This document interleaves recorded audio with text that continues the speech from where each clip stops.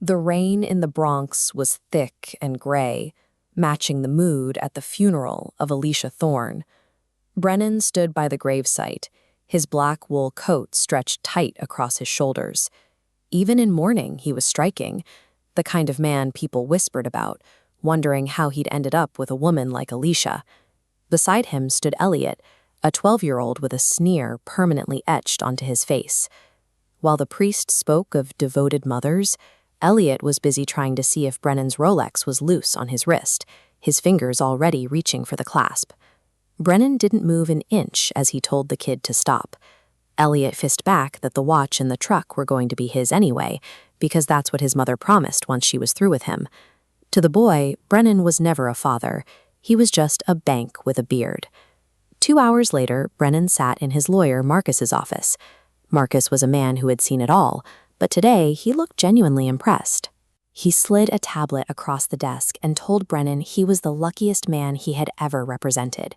The screen showed dashcam footage from a modified street racer called the Heartbreaker. In the passenger seat, Alisha was laughing, her hand on the thigh of a man with Trevor tattooed across his neck. They were drag racing for a $5,000 pot when the car suddenly swerved violently into a concrete pylon. Marcus then opened a recovered text thread from Alisha's phone. She had written to Trevor that the papers were already drafted to trap Brennan into a massive support payout. She wrote, "I'm claiming Brennan is the only father Elliot has ever known. Will be set for years." She was intentionally waiting for their 3rd anniversary to file, but she never got the chance to file. And because Brennan never signed the adoption papers, the legal tie between him and Elliot simply doesn't exist. According to the law, Brennan is now a complete stranger to that family. The sudden absence of a legal obligation has changed everything. Brennan now has a clear path to an exit door, but walking through it means facing the inevitable emotional blackmail the family is already preparing. Brennan arrived at the post-funeral reception to find the air thick with the smell of budget catering and entitlement. Aunt Martha immediately cornered him, demanding $6,000 for Elliot's summer camp, while Cousin Steve asked to take Brennan's truck to move Elliot's things into Brennan's house.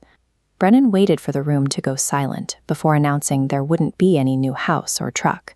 He shared the details of Alicia's text to Trevor with the entire room, making sure everyone knew he was done being the bank with a beard. He caught Elliot in the act of hiding a silver candlestick under his hoodie and ordered him to put it back.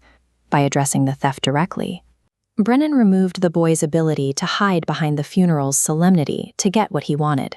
As Aunt Martha shrieked that he couldn't leave a child, Brennan stepped toward the door.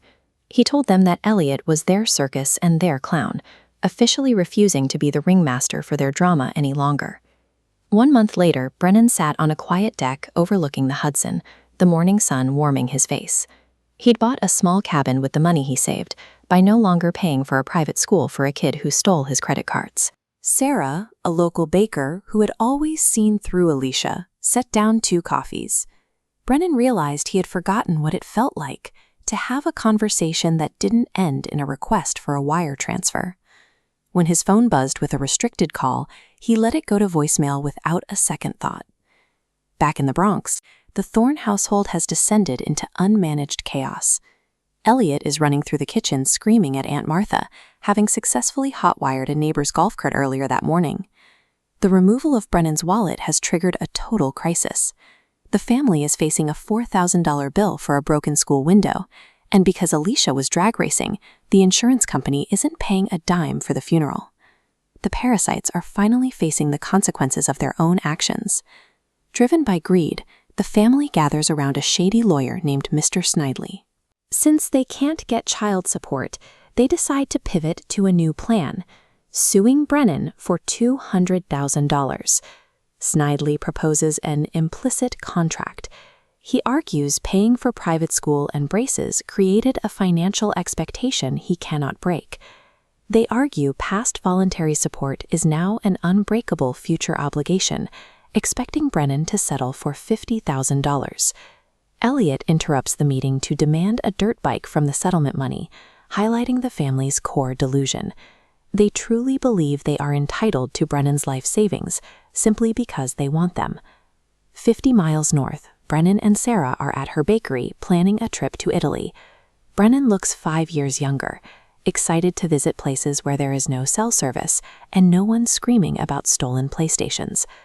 A legal notice arrives via text, threatening him for a breach of support. Brennan doesn't flinch. He simply hands the phone to Sarah and asks if he should be worried about their newest threat. Sarah drops the phone into a bucket of sourdough starter, reminding him the implicit contract theory is worth less than the flour on her table. Baseless threats hold zero power when you've already emotionally detached from the abusers. 2 weeks later, the family and Snidely stand in court, staring at Brennan's empty defendant's chair. The judge is a woman who clearly has no patience for nonsense. When Snidely cries that Brennan is fleeing his responsibilities, the judge counters that he isn't legally obligated to be there. She points out that there is no such thing as an implicit contract to support a child that isn't yours. Because the evidence showed Alisha was plotting to defraud him, the judge throws the case out entirely. She warns the family that if they file this again, she will sanction them for wasting the court's time. As the family bickers over who has to pay the lawyer's fee on the courthouse steps, Steve's phone chimes. It's a social media post from Brennan. The photo shows a sparkling blue ocean and 2 glasses of wine.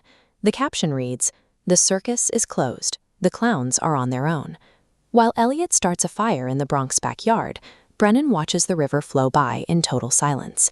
It's a final reminder that firm, unapologetic boundaries are the only defense against those who see kindness as a weakness to be exploited.